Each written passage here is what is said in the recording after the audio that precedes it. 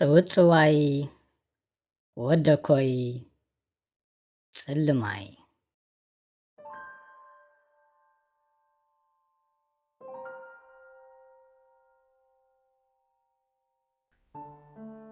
ንጉስ እንስሳታት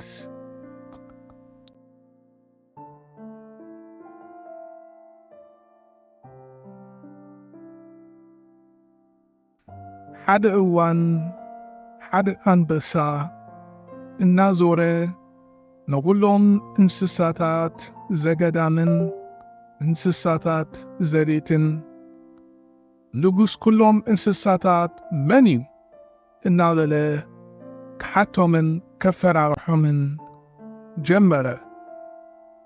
ኩሎም እቶም እንስሳታት ድማ ጎይታይ ንጉስ ኩሎም እንስሳታት ንስኻ ኢኻ እናበሉ ብፍርሂ ይምልስሉ ነበሩ።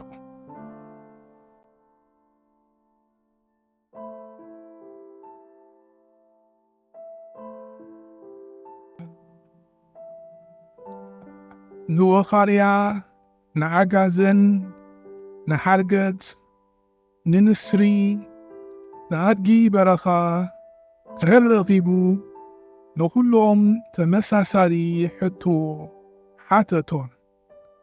ንሳቶም ድማ ከይጎድኦም ስለ ዝፈርሁ ንሱ ጎይታ ኩሎም እንስሳታት ምዃኑ መለስሉ።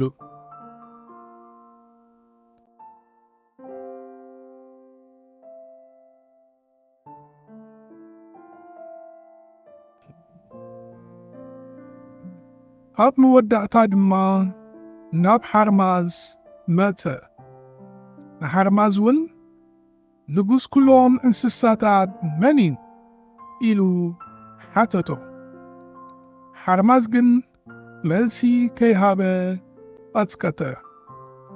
አንበሳ ብሕርቃን መሊሱ ንጉስ ኩሎም እንስሳታት መን እዩ ብምባል ንሓርማዝ ሓተቶ።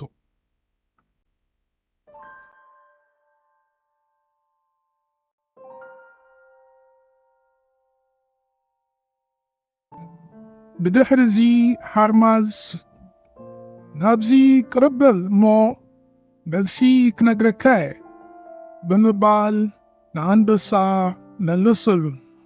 እቲ ኣንበሳ ድማ መልሲ ናይ ሓርማዝ ክሰምዕ ናብ ሓርማዝ ገጹ ቀረበ።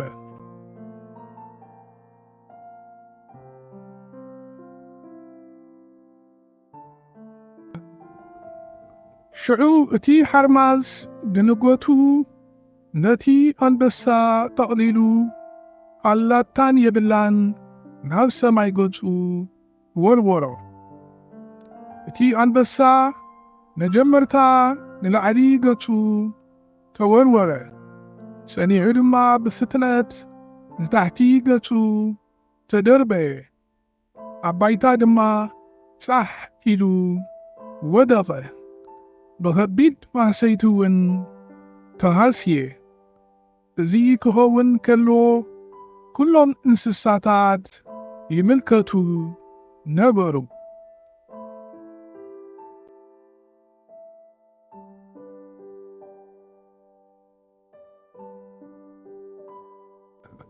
ብድሕሪዚ እቲ አንበሳ ጎሰስ እናበለ ናብ ሓርማዝ ብምምጻእ ጎይታይ ሓርማዝ እንታይ ነይርዎ?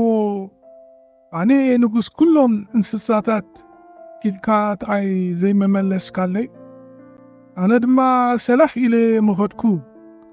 ሕጂ ግን ሕቖይ ሴርካ ሓዲ ውዕል ጌርካኒ፣ ኣብ ቅድሚ ኩሎም እንስሳታት ድማ ኣዋሪድካኒ እናበለ ክመሻኸን ጀመረ።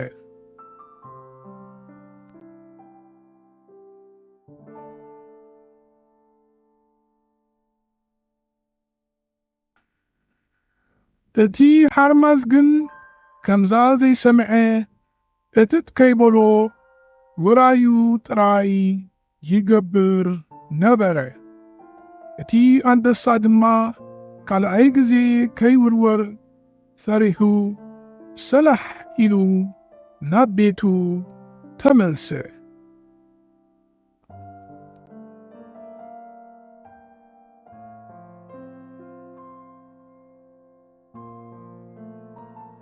ሞራል ናይዛ ዛንታ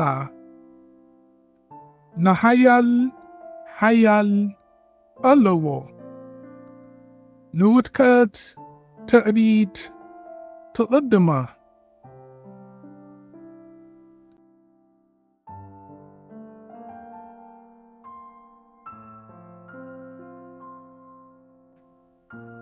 ዝተምሃርናየን ቃላት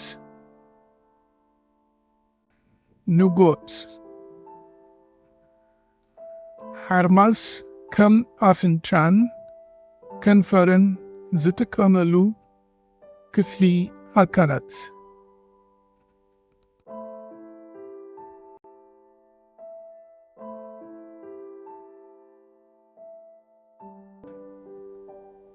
ዓጋዘን ንተለቤዱ እትመስል እንስሳ በረኻ።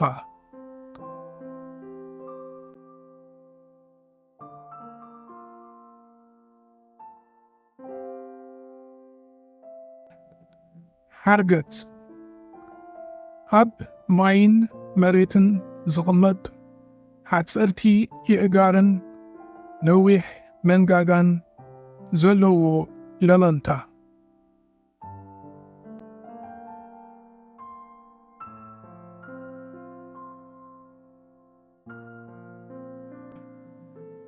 ኣድጊ በረኻ ንኣድጊ ዘቤት እትመስል ሽራጥ ሽራጥ ጻዕዳን ጸሊምን ሕብሪ ቆርበት ዘለዋ በላዒት ሳዕሪ እንስሳ።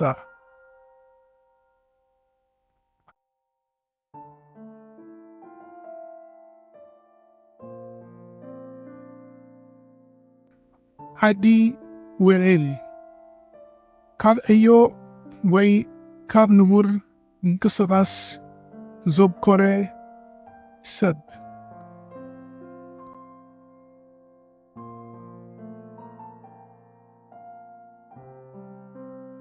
መለማመዲ ሕቶታት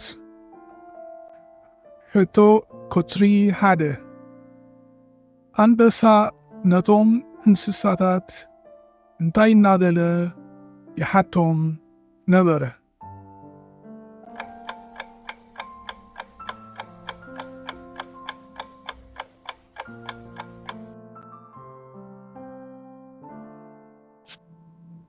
መልሲ ንጉስ ኩሎም እንስሳታት መን እዩ እናበለ ይሓቶም ነበረ?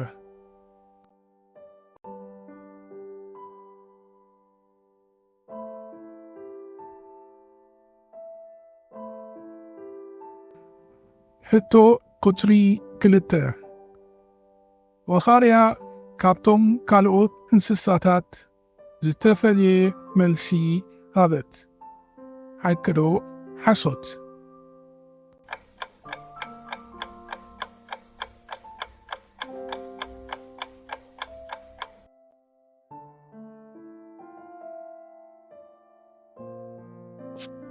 መልሲ ሓሶት ተመሳሳሊ መልሲ ሃበት።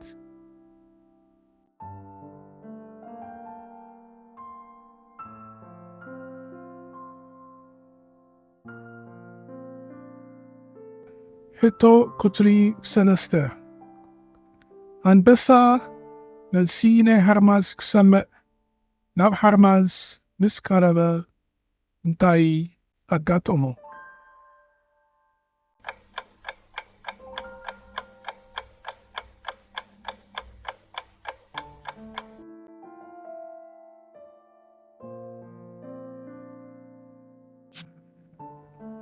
መልሲ ሓርማዝ ብንጎቱ ተቕሊሉ ናብ ላዕሊ ወርወሮ።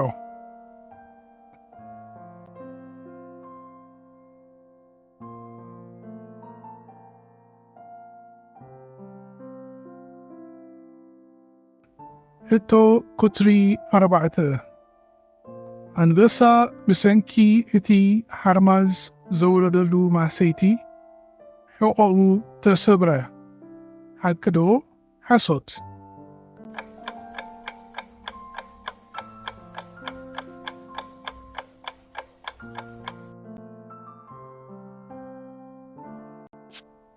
نلسي حكي هو حقوق تسبرة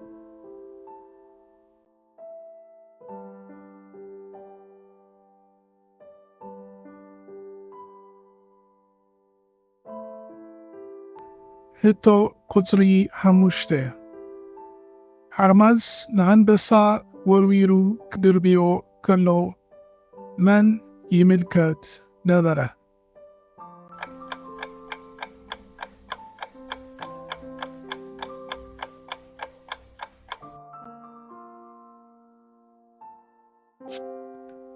نلسي كلهم انسساتات يملكتو نورو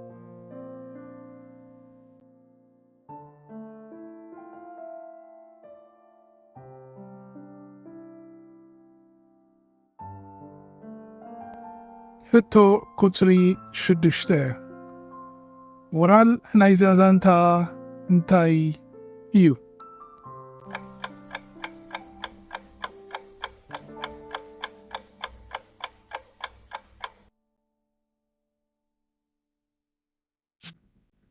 ملسي نحيال حيال هلو نودكت تعيد تقدمه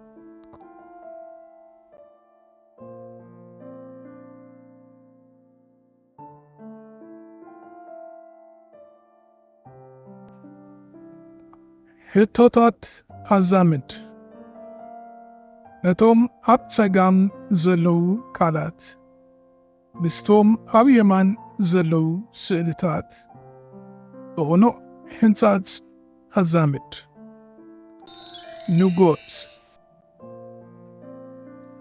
حرمز كم أفنشان كنفرن زتكاملو كفلي أكالات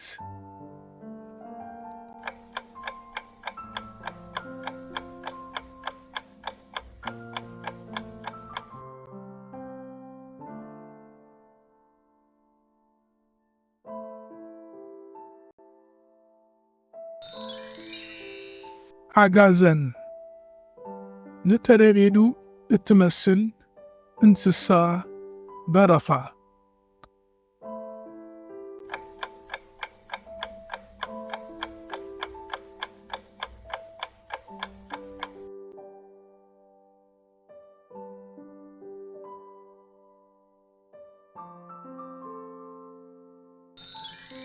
حرقت أب ماين مريتن زغمت حتسألتي يأجارن نويح منغاغان زلو للنتا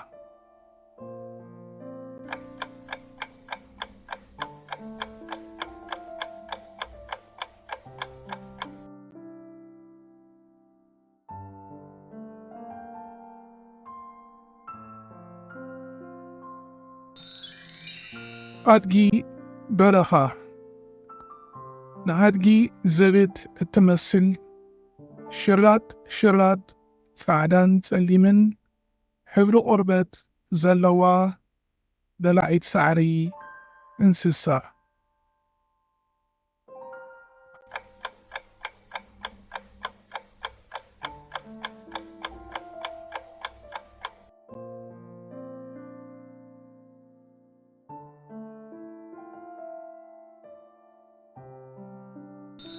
عدي ويل كاب ايو وي كاب نور انكسغاس زوب كوري سب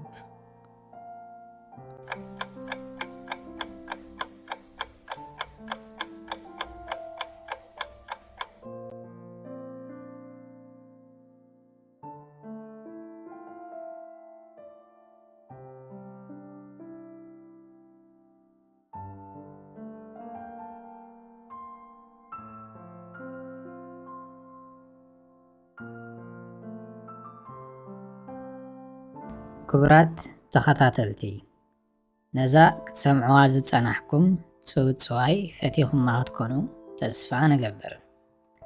ከምዚ ዝኣመሰለ ካልእ ጽውጽዋያት ንምርካብ ኣብ ዩቲዩብ ኣብ ዘለዎ ቻነልና ሳብስክራይብ ክትገብሩ ብትሕትና ንዕድም። ከምኡውን ነዛ ዛንታን ካልኦት ዛንታታትን ብተሓታሚ ማለት PDF ክትረኽብዎ ምስ እትደልዩ ኣብ ታሕቲ ቪድዮ ዲስክሪፕሽን ዘሎ ሊንክ ተጠቂምኩም ኣብ ኢትሲ ኣብ ዘሎ ድኳንና ክትረኽብዎ ትኽእሉ።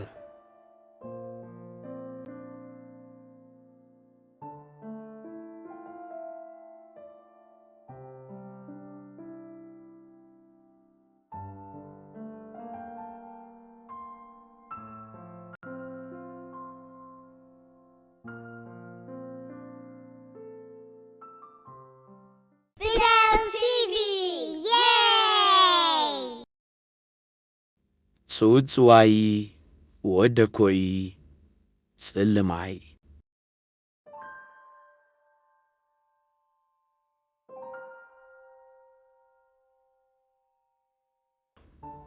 جدًا نهدن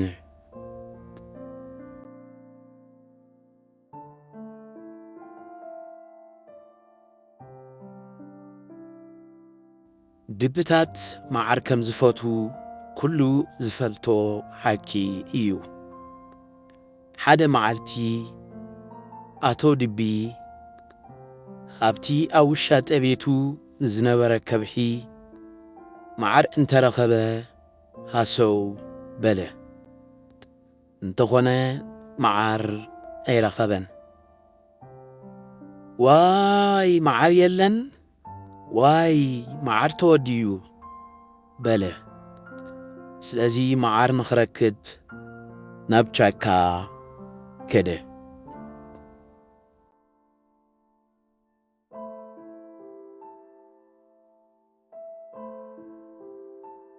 ካብ ሓደ ገረብ ቀፎ ነህቢ ተንጠልጢሉ ረኣየ።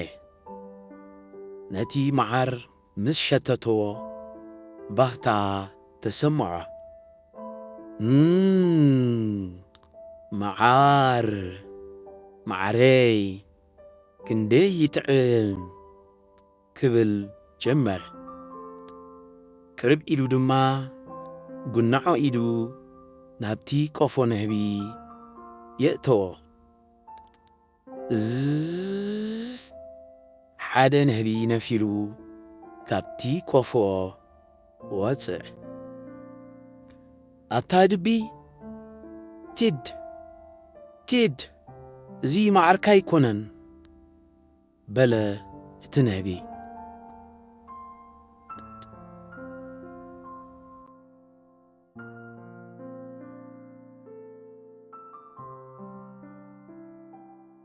ኣቶ ድቢ ተበሳጨወ። ብሕርቃን ድማ ነቲ ነህቢ ኣነ ኻባኻ ኣዘይ ይገዝፍ፣ ካባኻ እውን ኣዘይ ይሕይል፣ ስለዚ ዝደለኽዎ ክገብር እኽእል እየ። ሕጂ ደኣኽ ደኣኽ ከየበልኩኻ ካብ ዓይነይ ተሰውር በሎ። ኣቶ ድቢ መሊሱ ግናዖ ኢዱ ናብቲ ቀፎ ነህቢ የእተወ። እንተኾነ እቲ ነህቢ በሪሩ በሪሩ ልክዕ ኣብ ኣፍንጭኡ ነኸሶ።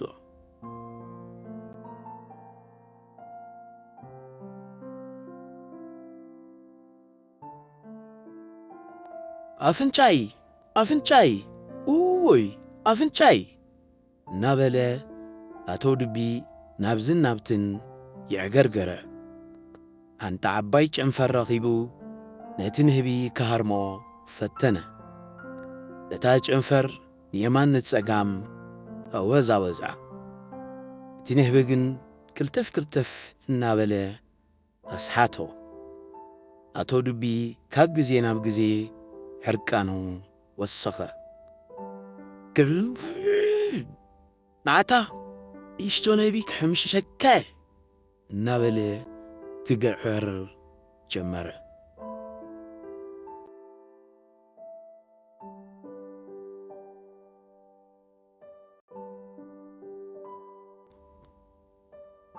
እቲ ነህቢ ተመሊሱ ናብ ተቐፎ ኣተወ። ሕጂ ብዛ ቐፎ ተዓፂአ ኸለኽ ጨደረ ኣቶ ድቢ። በታ ኣብ ኢዱ ዝነበረት ጨንፈር ጌዩ ነታ ቐፎ ነህቢ ስብርብር ኣበላ። ነዊሕ ከይጸንሐ ሓደ እናወስኸ ዝኸይድ ድምፂ ሰምዐ።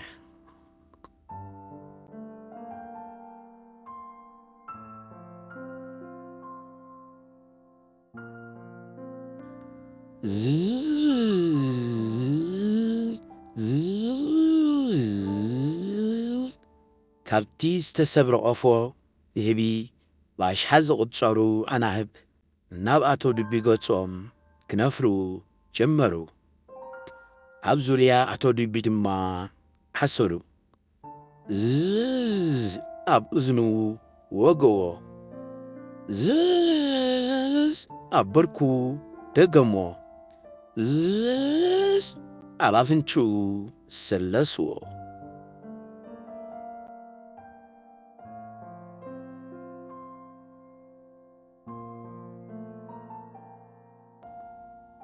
ኣቶ ድቢ ብማእከል እቲ ጫካ ክሃድም ጀመረ።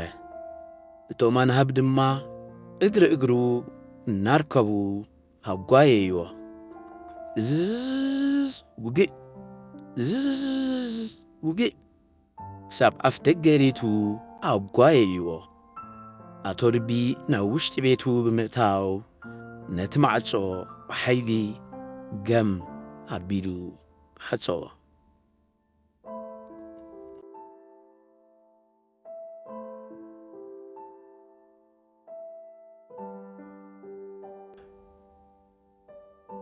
ሽዑ ብድሕሪኡ ድምፂ ሰምዐ። ወይዘሮ ድቢያ ዝነበረት ሎሚ እውን እምበኣር ቀፎ ነህቢ ሰቢርካ ሓቀይ ዓቕሊ ዶ ሲኢንካ በለቶ። እወ በለ ኣቶ ድቢ እናበኸየ። በልእንካ እዚ ጸረ መንከስቲ ንህቢ መድሃኒት ብምባል ወይዘሮ ድቢ መድሃኒት ኣቐበለቶ። ከምኡውን ኣብ ተብሒ መዓር ኣለና ወዮዳ ጸቢቕካ ዓይደላኻን እምበር ድሕሪ ተሓርጭ እዩ ዘሎ በለቶ። ኣቶ ድቢ ደጊሙ መዓር ሃሰው ክብል ናብቲ ኣብ ውሻተ ዝነበረ ከርሒ ገጹ ሰጎመ።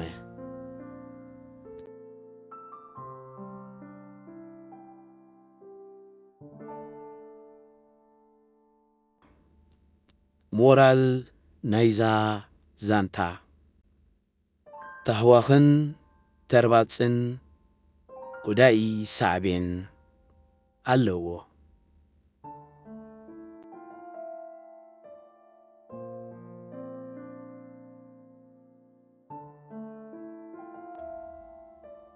ዝተምሃርናየን ካላት ንህቢ ኣኽናፍ ዘለዎ ካብ ዕንበባታት መዓር ዝሰርሕ በራሪ ሓሰኻ እዩ።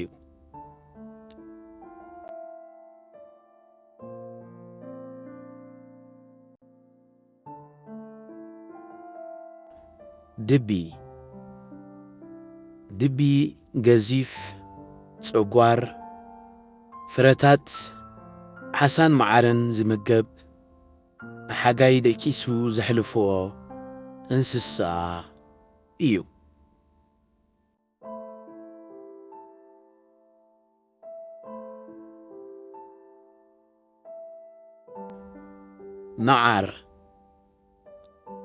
መዓር ብንህቢ ዝስራሕ ጥዑም ተጣባቒ ወርቃዊ ኮይኑ ደቂ ሰባት ክበልዖ ዝፈትዎ ፈሳሲ ምግቢ እዩ።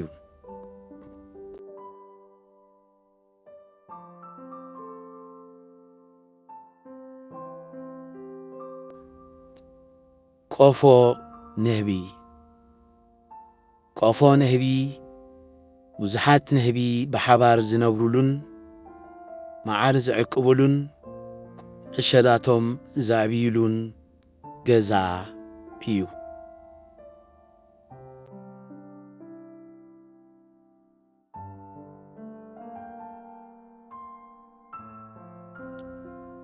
መድሃኒት መድሃኒት ካብ ሕማም ንኽድሕን ወይ ጽቡቕ ንኽስምዓካ ዶክተር ዝህበካ ነገር እዩ።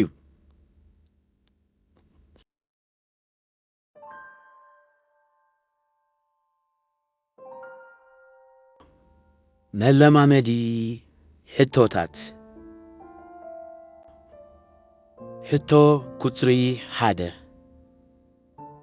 ኣቶ ድቢ ኣብቲ ከብሒ እንታይ ይደሊ ነበረ?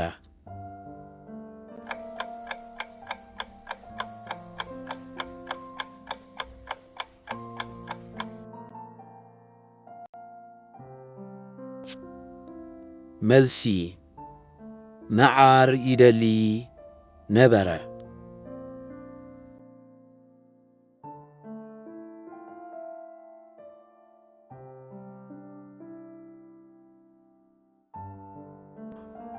ሕቶ ቁጽሪ 2 ኣቶ ድቢ ካብቲ ከብሒ መዓር ረኸበ ሓቂ ዶ ሓሶት?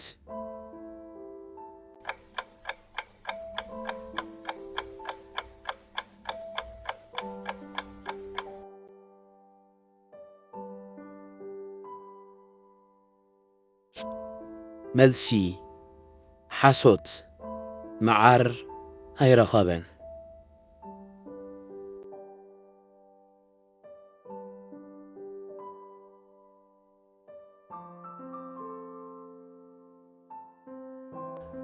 ሕቶ ቁጽሪ 3 ኣቶ ድቢ መዓር ክደሊ ናበይ ከደ?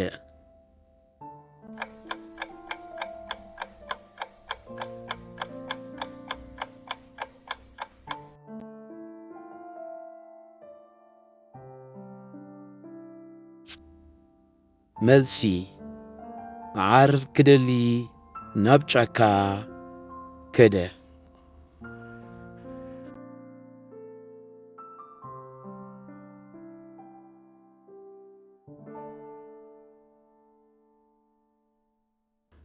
ሕቶ ቁጽሪ 4 ኣቶ ድቢ ኣብቲ ጫካ እንታይ ረኸበ?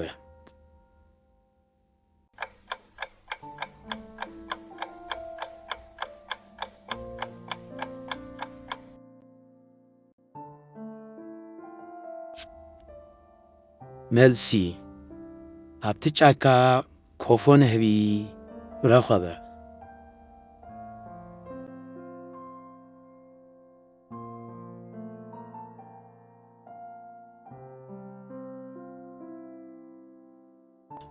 ሕቶ ቁጽሪ 5 ኣቶ ድቢ ነታ ቆፎ ነህቢ ምስ ሰባበራ እቶም ኣናህብ እንታይ ገበሩ?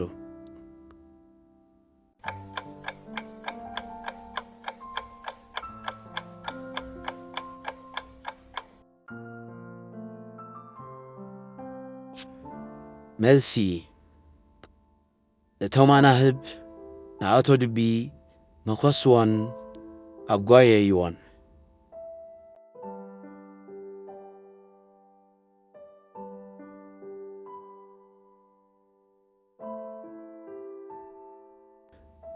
መልሲ ታህዋኽን ተርባፅን ወላኢ ሳዕሌን ኣለዎ።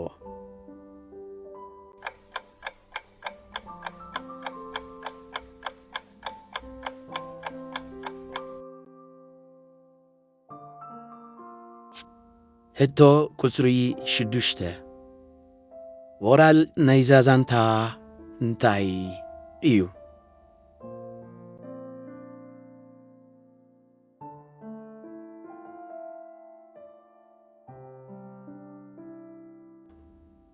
ሕቶታት ኣዛምድ ነቶም ኣብ ጸጋም ዘለዉ ቃላት ምስቶም ኣብ የማን ዘለዉ ስእልታት ብቕኑዕ ሕንጻት ኣዛምድ።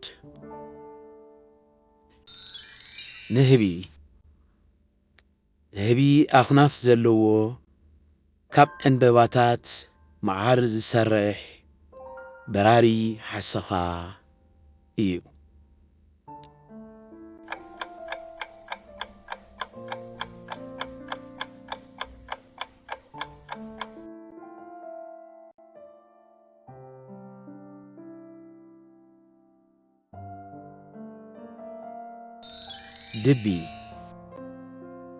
ድቢ ገዚፍ ፀጓር ፍረታት ዓሳን መዓርን ዝምገብ ብሓጋይ ደቂሱ ዘሕልፍዎ እንስሳ እዩ።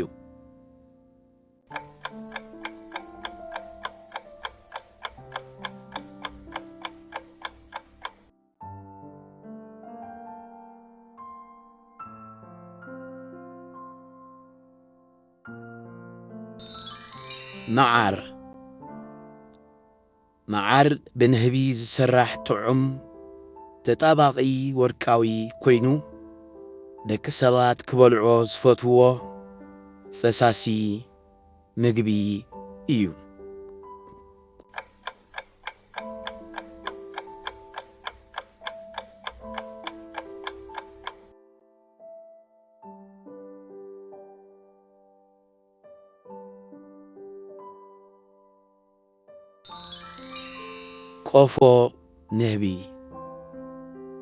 ቆፎ ንህቢ ብዙሓት ንህቢ ብሓባር ዝነብሩሉን መዓር ዝዕቅብሉን ዕሸላቶም ዘዕብይሉን ገዛ እዩ።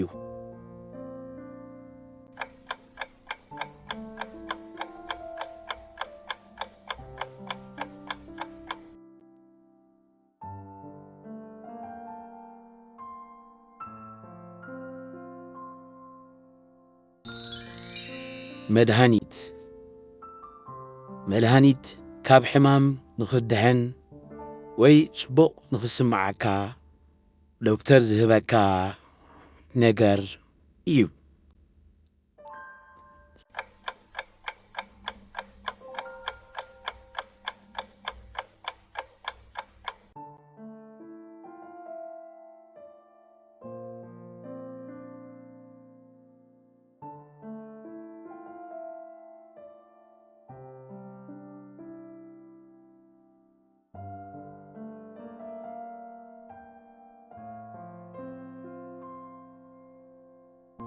ጽውጽዋይ ድብን ንህብን ኣብዚ ተፈጸመ። ካልኦት ጽውጽዋያትን ካልእ ኣዝዩ መሃሪ ትሕዝቶታትን ንምርካብ ኣብ ዩቲዩብ ኣብ ዝርከብ ፊደል ቲቪ ዝብል ቻነልና ሳብስክራይብ ግበሩ።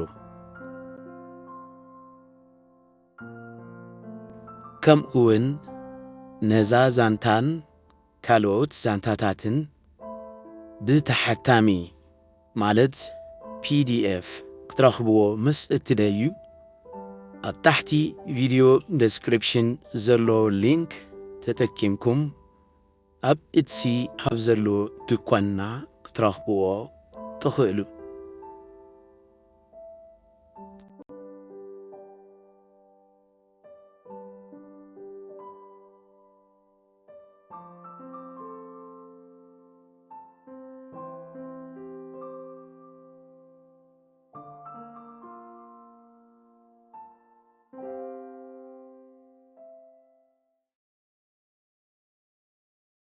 Fidel TV!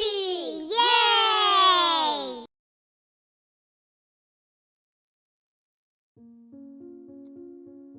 ጽውጽዋይ ወደኮይ ጽልማይ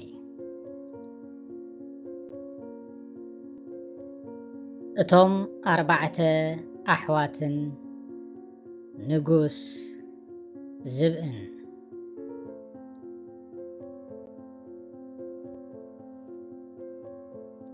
ሓደ እዋን ኣርባዕተ ኣሕዋት ነበሩ። ካብ ዓዶም ቁሩብ ወፃኢ ድማ ዘይተዳህሰሰ ዓብዪ ጫካ ነበረ። እዚ ጫካ እዚ ብንጉስ ኣዛብእ ስለ ዝመሓደርን ኣብቲ ጫካ ዝዛወሩ ብዙሓት ኣዛብእ ስለ ዝነበሩን ናብቲ ጫካ ደፊሩ ክኣቱ ዝኸኣለ ሰብ ኣይነበረን።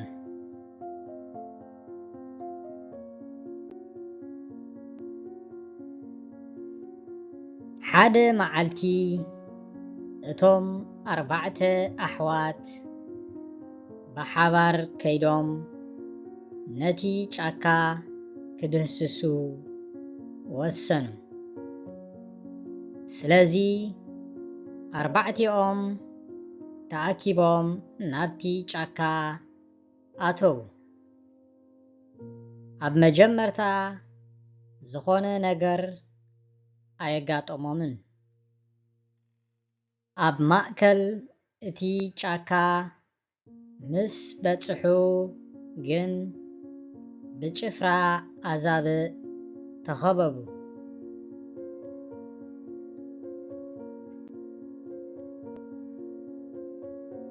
እቲ ንጉስ ኣዛብእ ነቶም 4 ኣሕዋት ፀዊዑ ከመይ ኢልኩም ናብ ጫካይ ክትኣትዉ ደፊርኩም?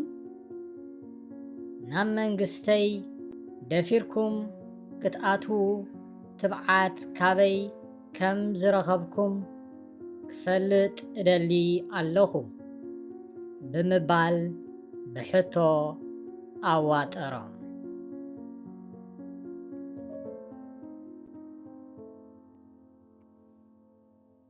ነቲ ቀዳማይ ሓው ድማ ፀዊዑ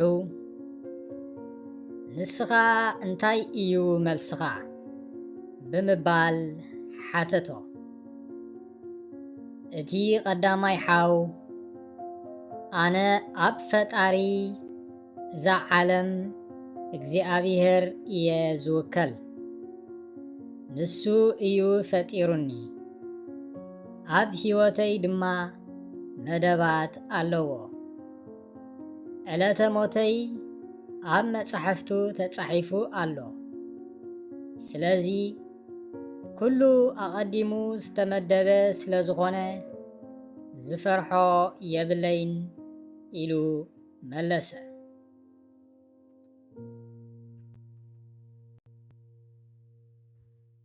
እቲ ንጉስ ናብቲ ካልኣይ ሓው ገጹ ብምምላስ ንስኻ ኸ እንታይ እዩ መልስኻ ብምባል ሓተቶ። እቲ ካልኣይ ሓው ድማ ኣብቶም ኩሎም ኣዝዮም ተባዓትን ሓያላትን ደቂ ዓደየ ዝምርኮስ ዘለኹሞ ሓደ ካብ ስድሮኦም ብኸንቱ ክመውት ኣይፈቕዱን እዮም። ስለዚ ዝቐተለኒ እንተሃልዩ ሽዑ ደቂ ዓደይ ከይዶም ሕንኦም ክፈድይዎ እዮም። ስለዚ ፍርሒ የብለይን ኢሉ መለሰ።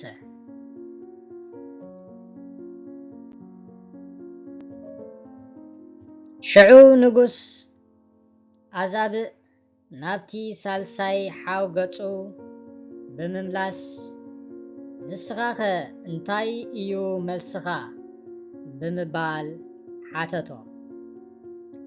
እቲ ሳልሳይ ሓው ድማ ኣነ ኣብዛ ምድሪ እየ ዝምርኮስ፣ ኣብዛ ምድሪ ተፈጢረ ኣብዛ ምድሪ ድማ ክመውት እየ፣ መዓልተይ ምስ በጽሐት ድማ ኣብኣ ክቕበር እየ። ስለዚ ኩሉ እምነተይ ኣብዛ ምድሪ ኣንቢረ ኣለኹ ኢሉ መለሰ።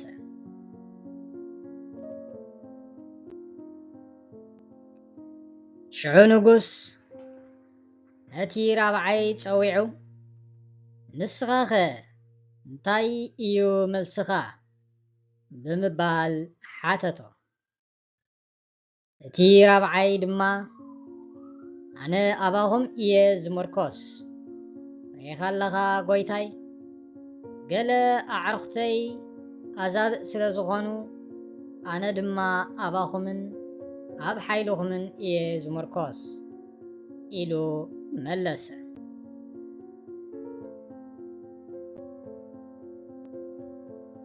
ስለዚ ንጉስ ንወተሃደራቱ ፀዊዑ ራእዩ እዚ ሰብኣይ ኣብ ፈጣሪኡ እዩ ዝምርኮስ ምስ ኣምላኽ ክንበኣስ ኣይንኽእልን ኢና ስለዚ ክንገድፎ ይግባእ።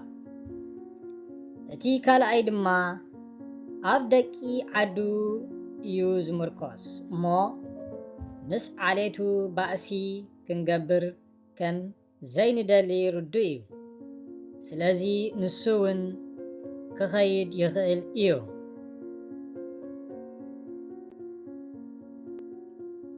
እቲ ሳልሳይ ድማ ኣብ ምድሪ እዩ ዝምርኮስ እሞ መን ኣብዛ ምድሪ ክነብርን ምስኣ ክበኣስን ይኽእል ክንገድፎ ኢና።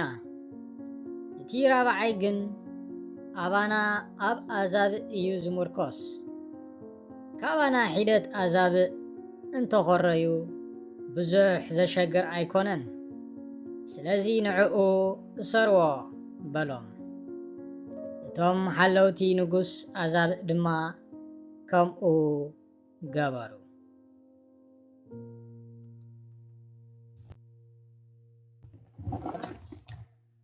ሞራል ናይዛ ዛንታ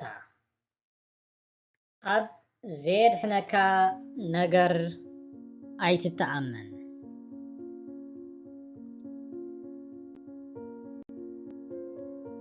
ዝተማሃርናየን ቃላት ንጉስ ንሓደ ንግስነት ብትውልዲ ዝገዝእ ገዛኢ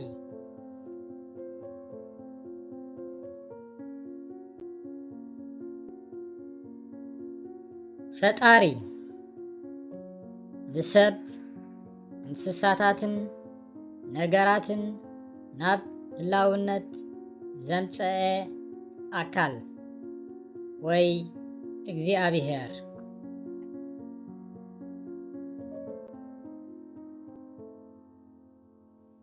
ፍርሒ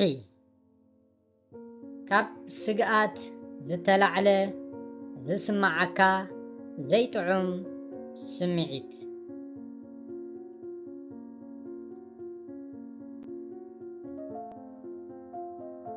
ወተሃደር ኣብ ሰራዊት ዘገልግል ሰብ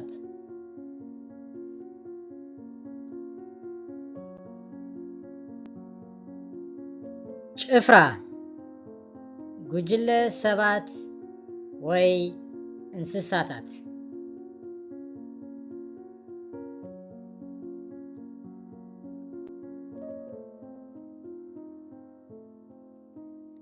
መለማመዲ ሕቶታት ቁፅሪ 1 እቶም ናብቲ ጫካ ዝኸዱ ኣሕዋት ክንደይ ነበሩ?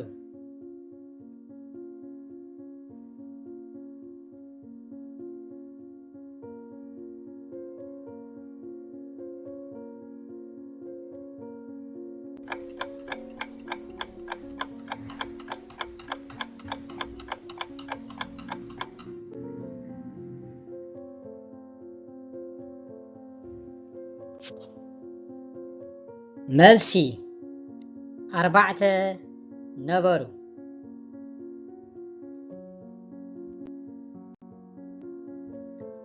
ቁፅሪ 2 እቶም 4 ኣሕዋት ኣብቲ ጫካ ብመን ተኸበቡ?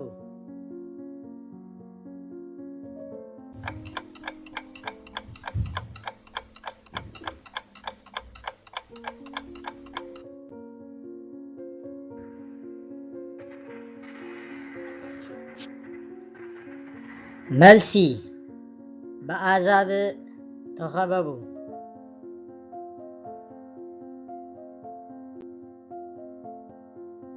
ቁፅሪ 3 እቲ ንጉስ ኣዛብእ በቶም 4 ኣሕዋት ዝሓረቐሉ ምኽንያት እንታይ ነበረ?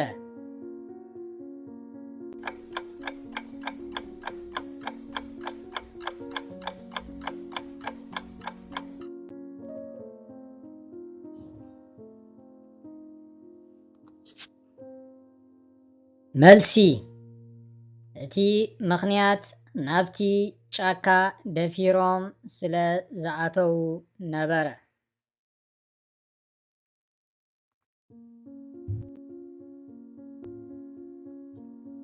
ቁፅሪ 4 ካብቶም 4 ኣሕዋት እቲ ቀዳማይ ንድሕነቱ ኣብ መን ይእመን ነበረ?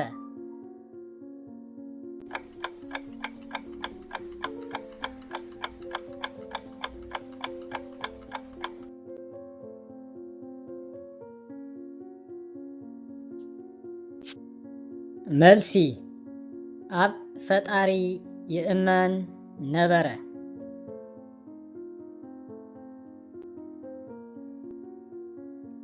ቁፅሪ 5 ካብቶም 4 ኣሕዋት ኣየናዮም ክእሰር ተፈርደ?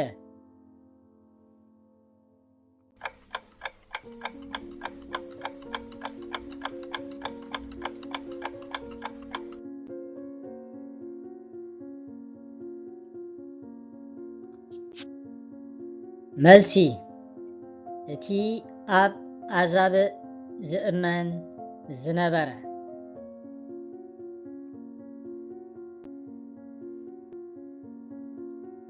ሕቶታት ኣዛምድ ነቶም ኣብ ጸጋም ዘለዉ ቃላት ምስቶም ኣብ የማን ዘለዉ ስእልታት ብቕኑዕ ሕንጻጽ ኣዛምድ።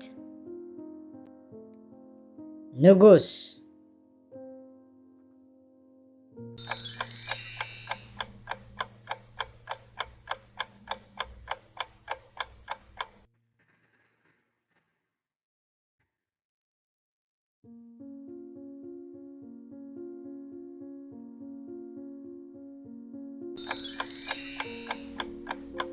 ፈጣሪ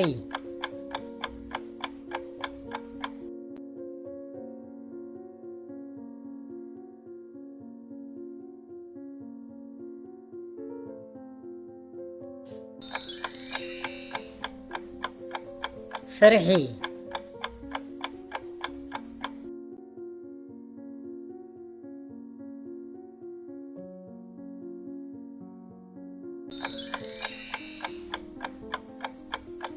ጭፍራ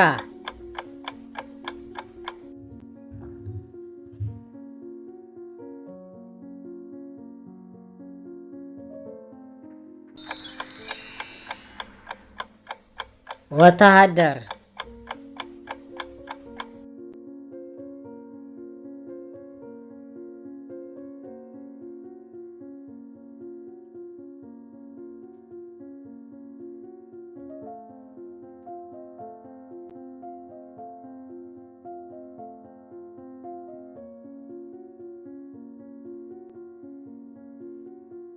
ተፈጸመ።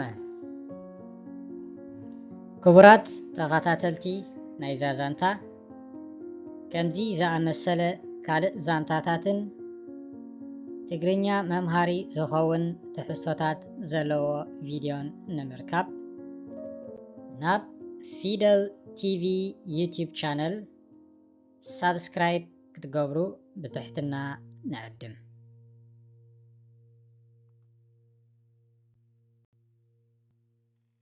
ከምኡውን ነዛ ዛንታን ካልኦት ዛንታታትን ብተሓታሚ ማለት ብፒዲኤፍ ፎርማት ክትረኽብዎ ምስ እትደልዩ ኣብ ታሕቲ ቪድዮ ዴስክሪፕሽን ዘሎ ሊንክ ተጠቂምኩም ኣብ ኢትሲ ኣብ ዘሎ ድኳንና ክትረኽብዎ ትኽእሉ።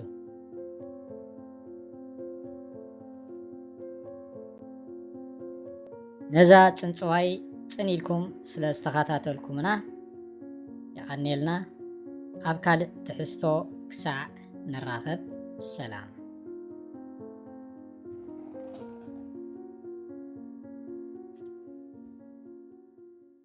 Fidel TV! Yay!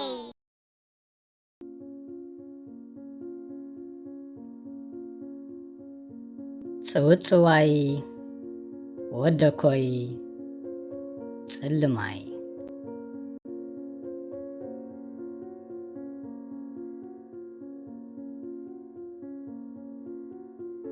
ጓሳ ኣጣልን ኣጣል በረኻን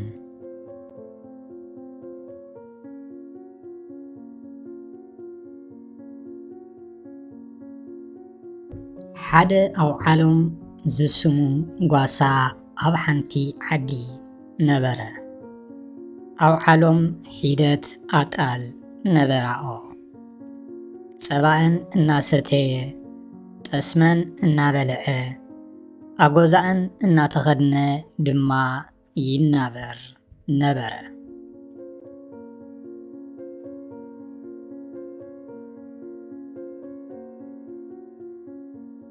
ኣብ ሓንቲ ዝሑል ህበቡላ ዝመልኣ መዓልቲ ኣብ ዓለም ካብቲ ህበቡላ ንኸጽልል ንኣጣሉ ሒዙ ናብ ሓደ በዓቲ ኣተወ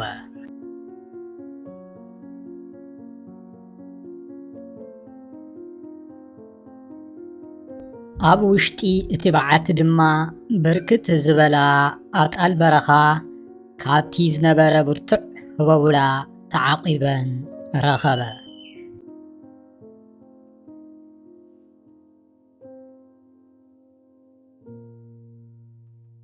ኣብ ዓለም ነተን ኣጣል በረኻ ኣካል መጓሰኡ ክገብረን ስለ ዝደለየ ጽቡቕ ገይሩ መገበን ንመጓስኡ ግን ሂደት መግቢ ጥራይ ሃበን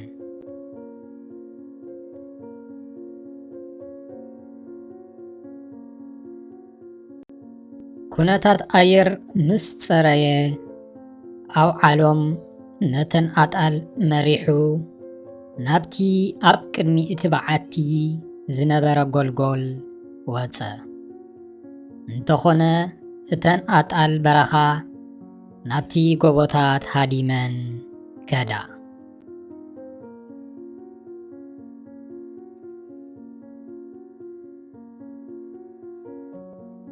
ኣብ ዓለም ነቲ ኣብ ኢዱ ዝነበረ በትሪ እናወዛወዘ ጽቡቕ ስለ ዝመገብክኽን ኣብ ክንዲ ምስጋና እምበኣር በሪርክን ከድክን እናበለ ኣብተን ኣጣል በረኻ ኣማረረ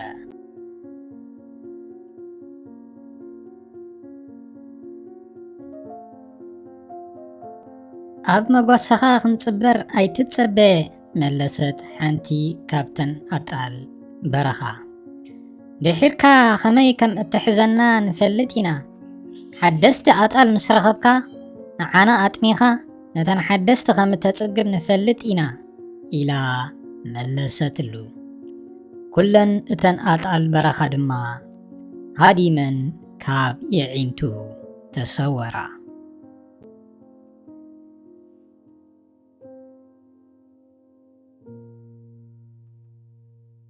ኣብ ዓለም ድማ ነተን ናይ ቀደም ኣጣሉ እናኸብከበ ናብ ናብራ ቀደሙ ተመልሰ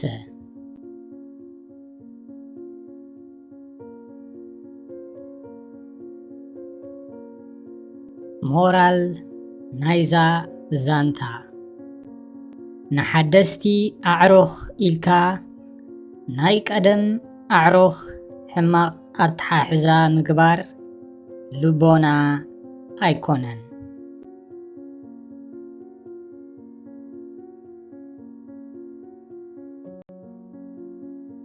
ዝተመሃርናየን ቃላት ኣጣል ቀርንን ጭሕምን ዘለወን ኣቁፅልቲ ዝምገባ እንስሳ ሕርሻ።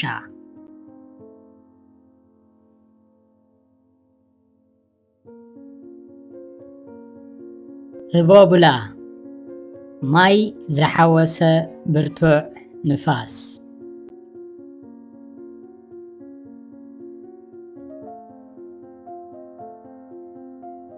በዓቲ ኣብ ጎቦታት ዝርከብ ዓብይ ጉድጓድ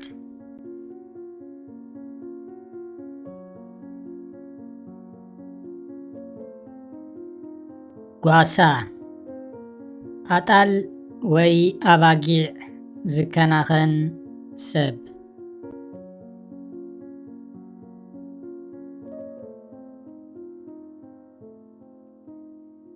ጎላጉል ሰጣሕ መሬት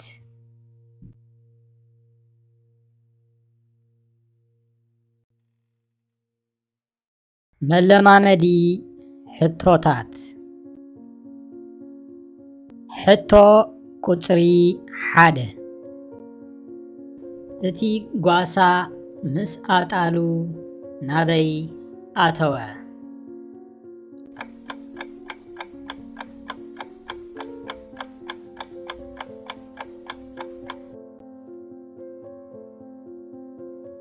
መልሲ ናብ ሓደ በዓቲ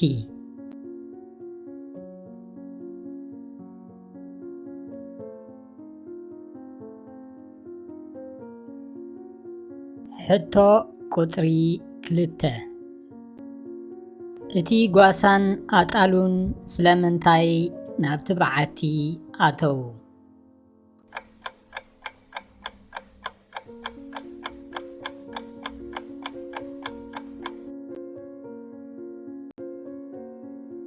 መልሲ ካብ ህቦቡላ ከጽልሉ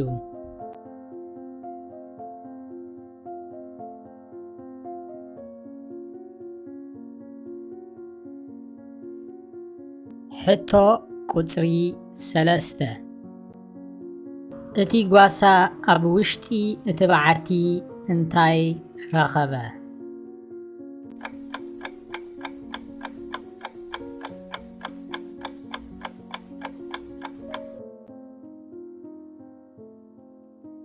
መልሲ ኣጣል በረኻ ረኸበ።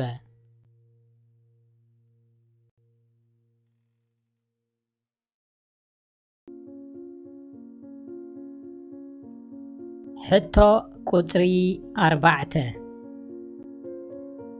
እቲ ጓሳ ብዛዕባ እተን ኣጣል በረኻ እንታይ ሓሰበ?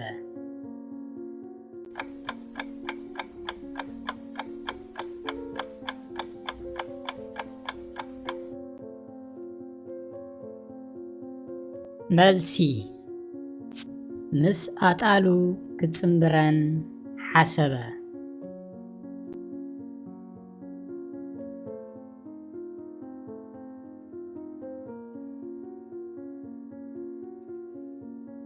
ሕቶ ቁፅሪ 5 እተን ኣጣል በረኻ ናበይ ሃደማ?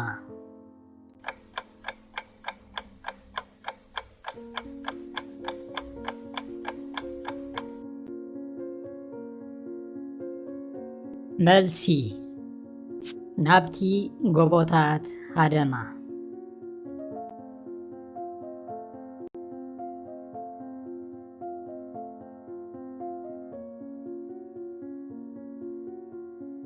ሕቶ ቁፅሪ 6 ሞራል ናይዛ ዛንታ እንታይ እዩ?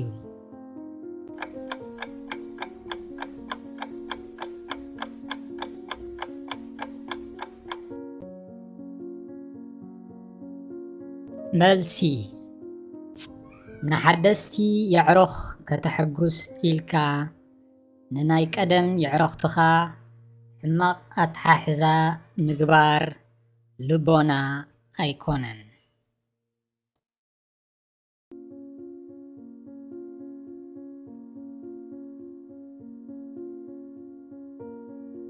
ሕቶታት ኣዛምድ ነቶም ኣብ ጸጋም ዘለው ቃላት ምስቶም ኣብ የማን ዘለው ስእልታት بقنع حنصات أزامد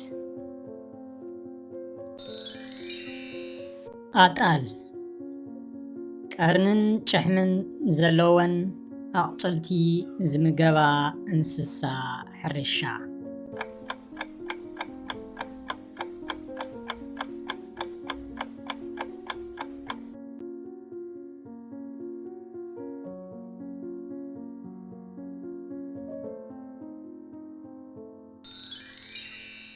هبوبلا ماي زحوس برتوع نفاس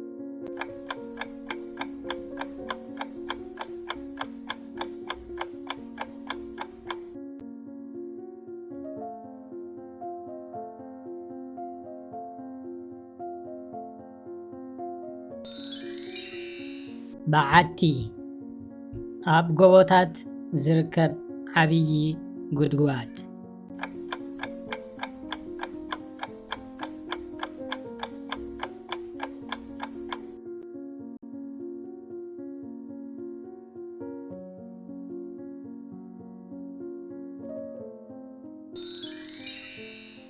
ጓሳ ኣጣል ወይ ኣባጊዕ ዝከናኸን ሰብ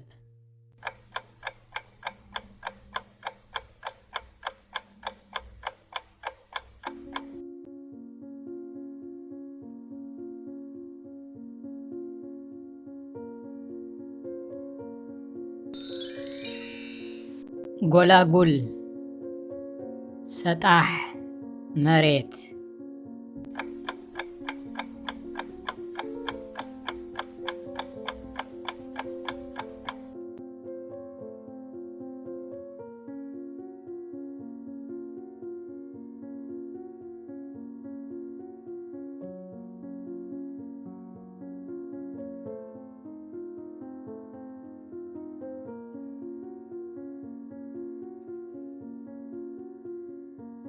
ክቡራት ተኸታተልቲ ነዛ ክትሰምዕዋ ዝፀናሕኩም ፅውፅዋይ ፈቲኹማ ክትኮኑ ተስፋ ንገብር። ከምዚ ዝኣመሰለ ካልእ ፅውፅዋያት ንምርካብ ኣብ ዩቲዩብ ኣብ ዘሎ ቻነልና ሳብስክራይብ ክትገብሩ ብትሕትና ንዕድም። ከምኡ እውን ነዛ ዛንታን ካልኦት ዛንታታትን ብተሓታሚ ማለት ፒዲኤፍ ክትረኽብዎ ምስ እትደልዩ ኣብ ታሕቲ ቪድዮ ዲስክሪፕሽን ዘሎ ሊንክ ተጠቂምኩም ኣብ ኢትሲ ኣብ ዘሎ ድኳንና ክትረኽብዎ ትኽእሉ።